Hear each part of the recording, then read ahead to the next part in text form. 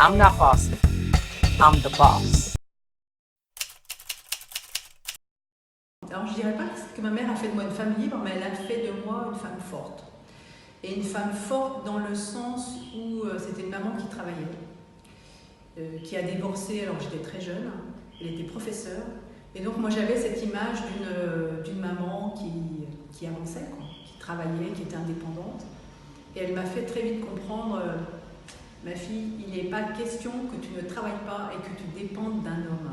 Donc tu vas avoir un métier. Et je ne me suis jamais posé de questions. Et très tôt dans la vie, avec mes études, etc., l'objectif était bien d'avoir un métier au bout. Mais elle m'a donné cette... elle m'a mise en mouvement en fait. Voilà, elle m'a mise en mouvement, elle m'a permis d'avancer, elle m'a donné cette force-là. On m'a fait parfois sentir que j'étais juste une femme, c'est vrai, assez tôt dans ma carrière d'ailleurs. Et puis il y a eu quelques événements comme ça. Alors d'abord, première chose, j'ai toujours considéré que c'était pas mon problème, mais que c'était le problème de celui qui disait ça. Et puis une anecdote assez drôle pour illustrer ça, c'est quand j'ai passé le concours de l'école de guerre. Et donc j'étais commandant, jeune commandant. Et donc je le passe une première fois, j'échoue, comme beaucoup de mes camarades, c'est un concours. Je le repasse une deuxième fois en l'ayant cette fois-ci bien préparé, et là je réussis. Et j'ai un camarade qui m'appelle et qui me dit spontanément mais Anne, comment as-tu fait pour réussir le concours d'école de guerre? Et là je lui réponds mais c'est normal, hein, j'ai couché tous les membres du jury. Et parce que sa question, elle était vraiment voilà, toi en tant que femme, comment tu as fait, quoi? Et il n'aurait jamais posé cette question-là à un de ses camarades hommes. Jamais.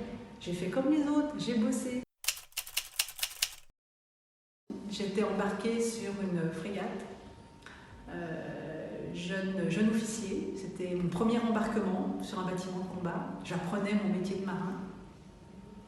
J'étais chef de quart à la passerelle, je me souviens encore de ce jour-là. J'étais avec mes jumelles autour du cou. Et le commandant du bateau, le Pacha, arrive sur l'aileron de passerelle, donc à l'extérieur, où je suis. Il me dit Oculaire, est-ce que vous avez pensé que vous pourriez devenir commandant de bateau? Parce que moi, je pense que vous pouvez devenir commandant de bateau.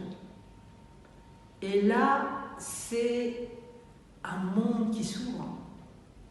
Parce que honnêtement, oui, je m'étais portée volontaire, parce qu'il fallait se porter volontaire à l'époque pour embarquer, donc je m'étais bien portée volontaire.